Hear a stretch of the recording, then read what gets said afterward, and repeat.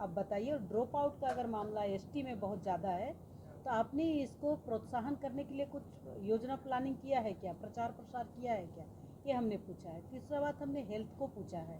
Health में पूछा है कि पूरे जगह सीएससी और पीएससी आपका है, वहाँ पर डॉक्टर्स और ये है कि नहीं। या सदर अस्पताल जो है, सदर अस्पताल में टोटल डॉक्टर कितने हैं, बीएससी नर्सिंग कितने हैं, जीएनएम एनएम के बारे पूरा डिटेल हमने पूछा है। और जिस तरह से सभी ब्लॉक के बीडीओ सीओ आए थे, हमने सबको पूछा कितना रोड है जिसमें आपका मनरेगा का काम चल रहा है, तो किसी ने कुछ बता नहीं पाए। चल रहा है बस ये बताए हैं। श्रम नियोजन को पूछा है कि आपके इलाके में जितना भी चाहे बाल श्रम का व्यक्ति हो या लेबर कैटेगरी का कोई भी जो संगठित असंगठित क्षेत्र है, उनमें से कितना लेबर का आपके पास में रजिस्ट्रेशन है।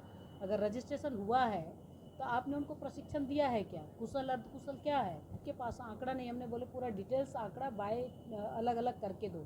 लेबर का केस जो हुआ है उसका अभी तक कार्रवाई क्यों नहीं हुआ, इसके बारे में क्या है, उनको लेबर डिपार्टमेंट से क्या मुआवजा मिली है अथवा नहीं मिली है, ये हमने बोला है। पुलिस डिपार्टमेंट को हमने पूछा, पुलिस डिपार्टमेंट ने कई विषय भी हम लोग दिए। अभी झरिया में एक व्यक्ति को मार दिया गया था, तो उसका एफआईआर तो हुआ लेकिन मुआवजा अभी नहीं दिए हैं। तो हमने कहा है कि जिला का जो बैठक होता है उसमें आपने क्यों नहीं बैठ के विषय रखे हैं, तो वो भी रखने की बात आई। उससे पहले और एक मामला आया था, आयोग में वो संज्ञान में लिया था कि एक व्यक्ति को ज़बरदस्ती पुलिस ने उनके मुंह पर पेशाब कर दिया था। उसके ऊपर बहुत तरह का मामला आया था।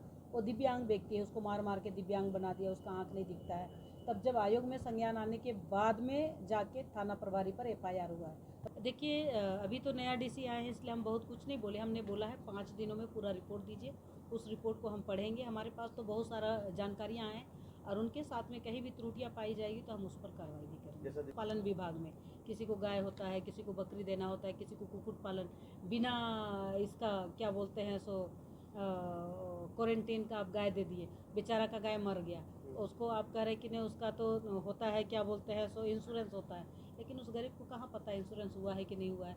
मर लो तो मर लो। इससे शिक्षा को सुधारने की आवश्यकता है, क्योंकि उनके लिए आदिवासी का जो शमशान घाट है वो राज्य सरकार ने दिया ही नहीं है। तो आदिवासी का शमशान घाट है ना, उसका घेराबंदी है ना, उसके लिए शेड है। क्या आदिवासी ऐसे ही चलेगा? नहीं, ये विषय सामने आया है, वो पूरा डिटेल्स उन्होंने देंगे, कितना किया है नहीं किया है, कितना को ट्रेनिंग किया, कितना प्लेसमेंट किया, सारा डिटेल्स मांगे हैं। नमस्कार, आप देख रहे हैं 99 न्यूज। मैं हूं दिलशाद खान।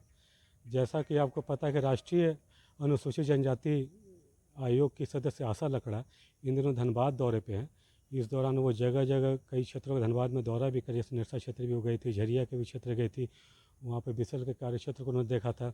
वहीं आज समाहरणालय में भी वो पहुँची हुई थी और यहाँ पर उन्होंने एक विभागीय बैठक की है जिसमें कि धनबाद के नए उपायुक्त आदित्य नजन वही मौजूद थे, धनबाद के एसपी जनार्दन, उनके अलावा city SP Ajit Kumar, SDM Rajesh Kumar, नगर निगम आयुक्त रविराज शर्मा सहित जितने भी विभाग हैं धनबाद में, चाहे पशुपालन विभाग हो या श्रम विभाग हो, कृषि विभाग हो, सारे विभाग के पदाधिकारी पहुँचे हुए थे और घंटों ये बैठक चली है।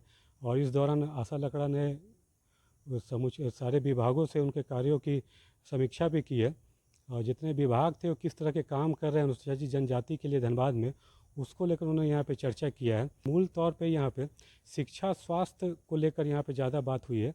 शिक्षा का जो क्षेत्र है, ग्रामीण इलाकों में किस तरह की शिक्षा की सुविधा अनुसूचित जनजाति के समुदाय के लोगों को, बच्चों को दिया जा रहा है। वहीं दूसरी से बात करें स्वास्थ्य को लेकर धनबाद जिला में क्या काम हो रहा है, जैसे सदर हॉस्पिटल में क्या कुछ व्यवस्था है मजदूरों के इलाज के लिए, साथ ही ग्रामीण क्षेत्रों या शहरी क्षेत्रों में जितने भी सीएससी हैं पीएससी हैं उसमें आवश्यक डॉक्टरों की क्या कुछ उपलब्धता है, उसको लेकर उन्होंने जानकारी लिया है। पशुपालन विभाग से उन्होंने जानकारी लिया है कि जो पशुपालन विभाग द्वारा जो जानवर की सुविधा प्रदान की जाती है ग्रामीणों को, वो किस आधार पर किया जाता है, साथ ही रोजगार को लेकर क्या कुछ काम किया जा रहा है अनुसूचित जाति के लिए।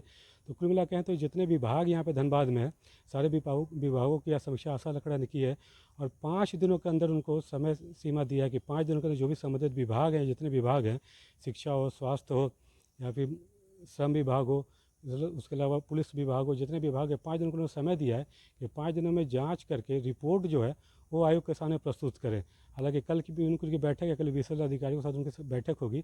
मूल तौर पे वहाँ भी विस्थापन का मुद्दा रहेगा, पानी का मुद्दा रहेगा, प्रदूषण का मुद्दा रहेगा।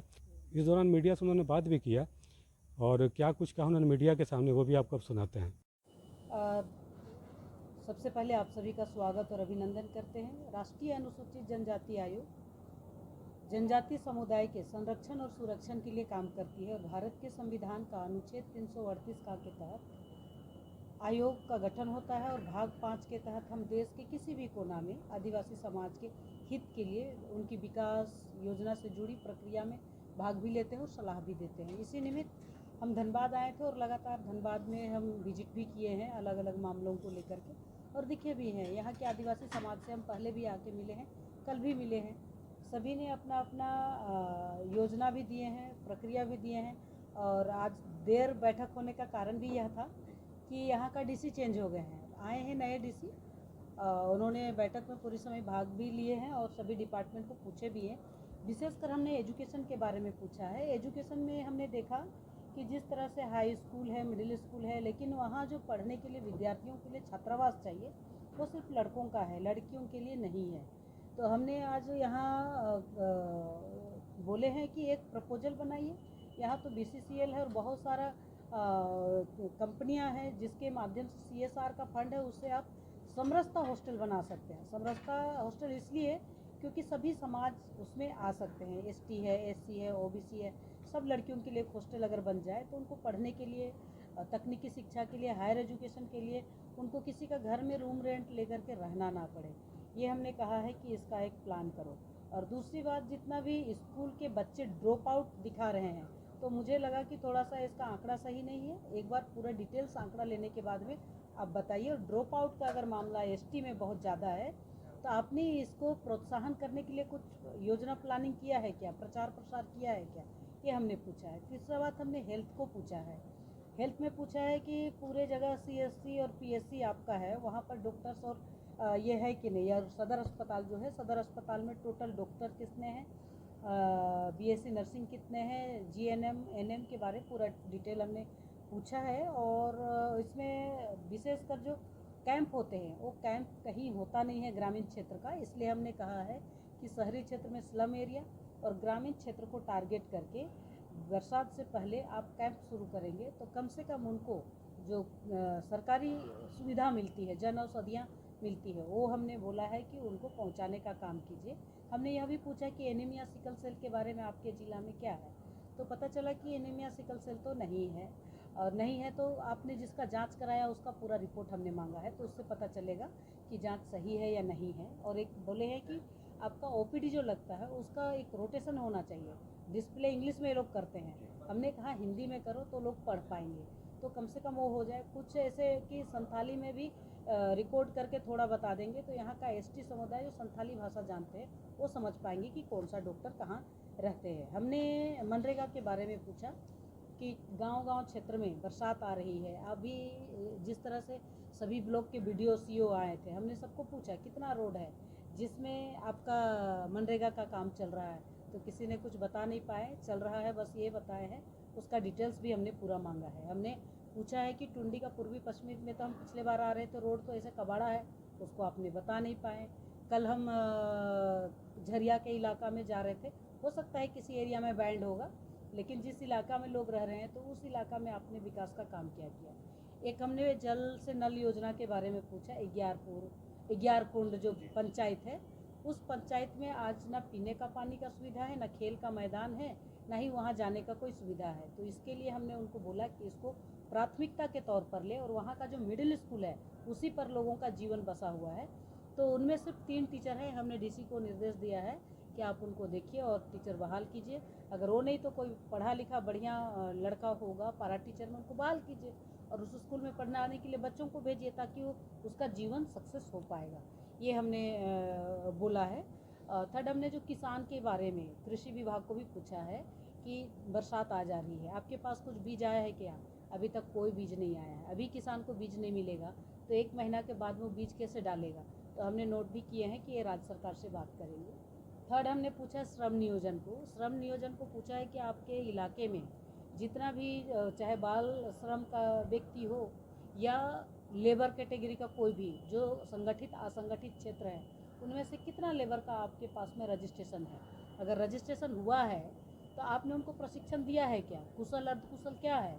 अगर वो नहीं है तो उसको किसी तरह का कोई मामला आता है, जैसे मान लिया नगर निगम में काम करने वाला सफाई कर्मचारी है, खेतों में काम करने वाला किसान है, बिल्डिंग में काम करने वाला लोग है, कई लोग कोयला खान में काम करते हैं। हाँ, तो इन सभी कैटेगरी का लेबर को अगर आप जोड़ेंगे तो लाखों में होंगे जो उनके पास आंकड़ा नहीं। हमने बोले पूरा डिटेल्स आंकड़ा बाय अलग अलग करके दो। लेबर का केस जो हुआ है उसका अभी तक कार्रवाई क्यों नहीं हुआ, इसके बारे में क्या है, उनको लेबर डिपार्टमेंट से क्या मुआवजा मिली है अथवा नहीं मिली है, ये हमने बोला है। पुलिस डिपार्टमेंट को हमने पूछा, पुलिस डिपार्टमेंट ने कई विषय भी हम लोग दिए। अभी झरिया में एक व्यक्ति को मार दिया गया था तो उसका एफआईआर तो हुआ लेकिन मुआवजा अभी नहीं दिए हैं। तो हमने कहा है कि जिला का जो बैठक होता है उसमें आपने क्यों नहीं बैठ कर विषय रखे हैं, तो वो भी रखने की बात आई। उससे पहले और एक मामला आया था, आयोग में वो संज्ञान में लिया था कि एक व्यक्ति को ज़बरदस्ती पुलिस ने उनके मुंह पर पेशाब कर दिया था, उसके ऊपर बहुत तरह का मामला आया था। वो दिव्यांग व्यक्ति है, उसको मार मार के दिव्यांग बना दिया, उसका आँख नहीं दिखता है। तब जब आयोग में संज्ञान आने के बाद में जाके थाना प्रभारी पर एफआईआर हुआ है। अभी तक क्या कार्रवाई हुई है, अभी हमने पुलिस को पूछा है उनके पास कितना एसटी का थाना है, तो एक है। तो हमने कहा कि आपका जो टोटल थाना है उस टोटल थाना में से एफआईआर करवाइए वहीं, और एसटी का ये धनबाद आना ना पड़े, नहीं तो जीवन भर वो भागते रहेगा, क्या ही कर पाएगा। एफआईआर नहीं होने के कारण आदिवासी समाज को थाना में घुसने नहीं देते हैं, तो उसको भी ठीक करने के लिए हम लोग ने बोला है। और एसटी का जहाँ भी केस होगा तो उसका आपको कार्रवाई करना पड़ेगा। और हमने पूरा टोटल पूछा है कि उनके पास टोटल जो पुलिस फोर्स है वो कितने हैं, उसको पूछा है। आपके यहाँ जो धनबाद में ड्रग्स पैडलर बहुत हैं, छोटे छोटे बच्चे उसका शिकार हो रहे हैं, इसके लिए आपका कुछ अभियान चलता है या नहीं चलता है, तो उन्होंने बताया अभियान चलता है। और जैसे यहाँ ट्रैफिकिंग का मामला बहुत है, चाइल्ड ट्रैफिकिंग, महिला ट्रैफिकिंग, ऐसे सब विषय सामने आए, तो उनको भी हमने बोला है कि उसका भी एक बार जांच कीजिए आप लोग, और कुछ पकड़े जाते हैं तो ऐसे लोगों पर कार्रवाई कीजिए। तो बहुत सा मिडिल मैन लोग हैं जो इसके लिए काम करते हैं और लोग पड़े रहते हैं। कुछ लोगों का प्रमोशन का मामला है, कोई डीएसपी लेवल का है, एसआई लेवल का है, ऐसे लोगों का आपके पास में सूची है क्या जिसको आपने डीजीपी तक भेजे हैं, नहीं भेजे हैं? तो ये तो जिला का पुलिस का एक काम रहता है जिसको हमने पूछा है। इनके यहाँ जितना भी गाड़ियाँ हैं सिर्फ सीनियर गाड़ी सब कंडम हो चुके हैं, लेकिन भी चल रहे भगवान भरोसे, तो इस ओर सरकार को भी ध्यान देने की आवश्यकता है। तो ये हमने आज का बैठक में प्रमुख मुद्दों को आपको बताया। मैडम, जो बातें आई, जैसे आपने समीक्षा की, कई तरह की बातें आपने कही है, क्या लग रहा है कि कहाँ पे क्या कमी नजर आ रही है? देखिए, अभी तो नया डीसी आए हैं इसलिए हम बहुत कुछ नहीं बोले। हमने बोला है 5 दिनों में पूरा रिपोर्ट दीजिए, उस रिपोर्ट को हम पढ़ेंगे। हमारे पास तो बहुत सारा जानकारियाँ आए और उनके साथ में कहीं भी त्रुटियाँ पाई जाएगी तो हम उस पर कार्रवाई भी करेंगे। जैसा दिव्यांग के बारे में आप बता रहे हैं, किसी थाना का मामला, कौन सा थाना क्षेत्र का वो मामला था? नहीं, अभी हमारे पास में वो लेटर था, उनको हमने दे दिया है। लेकिन वो जो मामला सामने आया वो 3 थाना के क्षेत्र में आया, वो उसको इधर से उधर भगाते गए, तो अभी पूरा डिटेल्स ध्यान में नहीं है, लेकिन हमने उनको पूरा लेटर दे दिए हैं, उनको कार्रवाई करने के लिए बोला। धनबाद में SNMMCH है, बहुत बड़ा मेडिकल कॉलेज, बाहर से लोग आते हैं इलाज कराने, सदर अस्पताल भी है, BCCL के भी अस्पताल है, बावजूद व्यवस्थाओं में अभाव है, ये बातें भी सामने आई होगी। हाँ, ये विषय सामने आए हैं, तो उसके लिए इनके पास में कोई योजना नहीं है कि शेल्टर होम बनाएंगे और उनको रहने का व्यवस्था बनाएंगे। लेकिन हमने कहा है कि इस टाइप का जब विषय सामने आता है तो खुद को प्रपोजल भी देना चाहिए। प्रपोजल ही नहीं दोगे तो अगला को क्या ही पता चलेगा। जैसे अभी किसान को ये पशुपालन विभाग में किसी को गाय होता है, किसी को बकरी देना होता है, किसी को कुक्कुट पालन, बिना इसका क्या बोलते हैं सो क्वारंटीन का आप गाय दे दिए, बेचारा का गाय मर गया, उसको आप कह रहे कि नहीं उसका तो होता है क्या बोलते हैं सो इंश्योरेंस होता है, लेकिन उस गरीब को कहाँ पता है इंश्योरेंस हुआ है कि नहीं हुआ है।